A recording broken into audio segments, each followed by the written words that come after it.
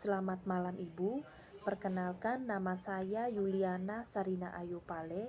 Saya mahasiswi semester 4 A2 Program Ilmu Sosiatri.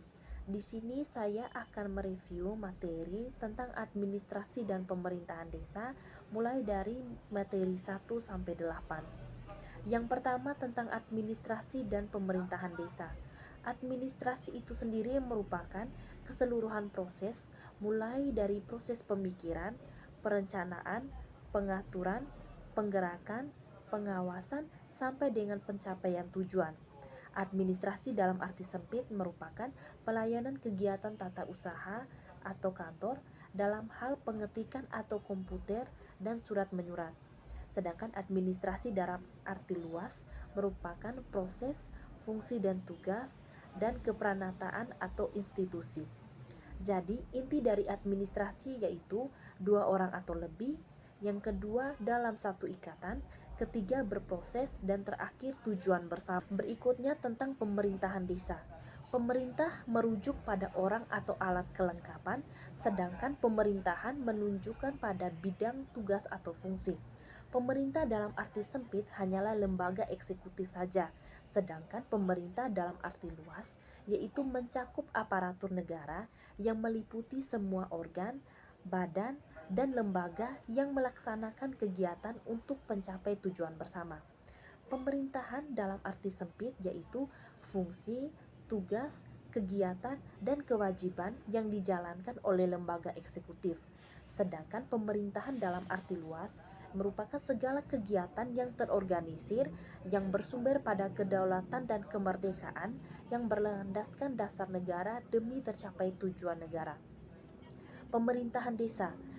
Pemerintah desa merupakan mereka yang bertugas untuk mengatur dan melaksanakan pemerintahan di tingkat desa yang dikepalai oleh kepala desa dan dibantu oleh perangkat desa sebagai unsur penyelenggara pemerintahan desa. Pemerintahan desa, penyelenggara urusan pemerintahan dan kepentingan masyarakat setempat dalam sistem pemerintahan negara Kesatuan Republik Indonesia. Selanjutnya tentang pengertian desa. Menurut Undang-Undang Republik Indonesia Nomor 6 Tahun 2014 tentang desa adalah desa atau desa adat atau yang disebut dengan nama lain.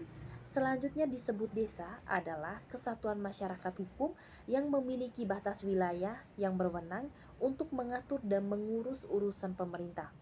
Dalam pembentukan sebuah desa terdapat 3 unsur pokok yaitu daerah atau wilayah, yang kedua penduduk, dan ketiga tata kehidupan atau aturan-aturan yang berhubungan langsung dengan masyarakat dan adat istiadat setempat. Selanjutnya, hubungan BPD dengan kepala desa.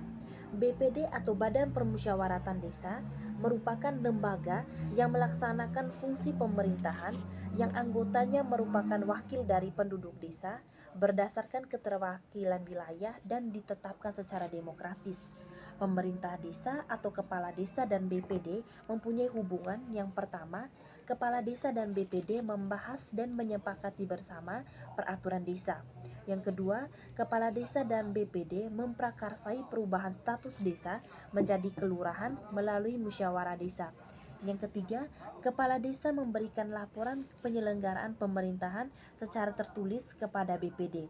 BPD memberitahukan kepada kepala desa mengenai akan berakhirnya masa jabatan kepala desa secara tertulis yaitu 6 bulan sebelum masa jabatannya berakhir, dan kepala desa mengajukan rancangan anggaran dan pendapatan dan belanja desa dan memusyawarakannya bersama BPD.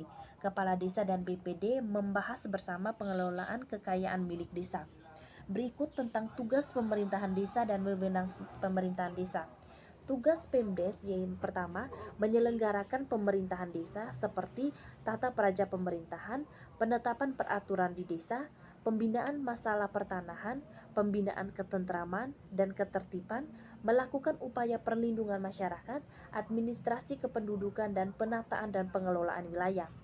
Yang berikut tugas dan fungsi perangkat desa.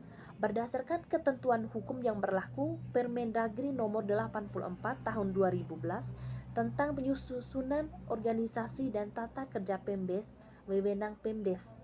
Kewenangan PEMDES mencakup perencanaan, pengorganisasian atau kelembagaan, penggunaan sumber-sumber daya, pelaksanaan urus rumah tangga dan urusan pemerintahan umum, serta pengawasan kepenyelenggaraan pemerintahan berdasarkan wewenang dalam bidang pemerintahan. Selanjutnya tentang manajemen pelayanan publik. Manajemen pelayanan publik dapat diartikan sebagai suatu proses penerapan ilmu dan seni untuk menyusun rencana, mengimplementasikan rencana, mengordinasikan dan menyelesaikan aktivitas-aktivitas pelayanan demi tercapainya tujuan-tujuan pelayanan. Dan manajemen pelayanan publik mengelola berbagai aspek dalam proses mempersiapkan, menyediakan atau menyerahkan barang dan jasa kepada masyarakat, serta memonitor perkembangannya dan menindaklanjutinya jika diperlukan. Selanjutnya tentang sumber pendapatan desa. Menurut Permendagri 113/2014, pendapatan desa dibagi menjadi 3 kelompok. Yang pertama, pendapatan asli desa. Pendapatan asli desa, pungutan dan atau pendapatan yang dimasukkan ke rekening desa yang merupakan pendapatan dari hasil usaha, hasil aset, swadaya dan partisipasi gotong royong dan lain-lain yang dilakukan oleh sebuah desa. Yang kedua, transfer. Pendapatan desa jenis ini bersumber dari pemerintah, baik dari pusat maupun dari kabupaten, yaitu diperoleh melalui transfer antar rekening, yaitu dari rekening kabupaten atau provinsi ke rekening kas desa. Yang ketiga, pendapatan lain-lain. Pendapatan lain-lain ini bersumber dari hibah dan sumbangan yang tidak mengikat dari pihak ketiga dan pendapatan desa yang sah. Selanjutnya tentang perencanaan desa. Perencanaan desa adalah serangkaian usaha yang dilakukan oleh warga desa yang terdiri dari beragam aktor dan pihak yang ada di desa untuk merencanakan pembangunan di desa dalam musyawarah desa. Dan perencanaan desa jangka menengah berujung pada dokumen yang disebut dengan Rencana Pembangunan Jangka Menengah Desa atau RPJM Desa, sedangkan perencanaan desa jangka pendek akan menghasilkan dokumen penjabaran dari RPJM Desa yang disebut dengan Rencana Kerja Pemerintah Desa (RKP Desa).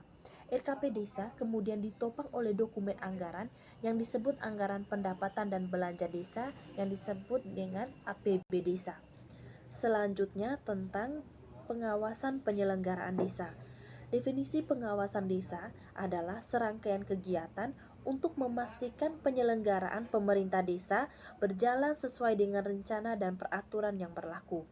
Tujuan pengawasan desa adalah untuk meningkatkan akuntabilitas dan transparansi penyelenggaraan pemerintah desa demi kesejahteraan masyarakat. Berikutnya jenis-jenis pengawasan desa.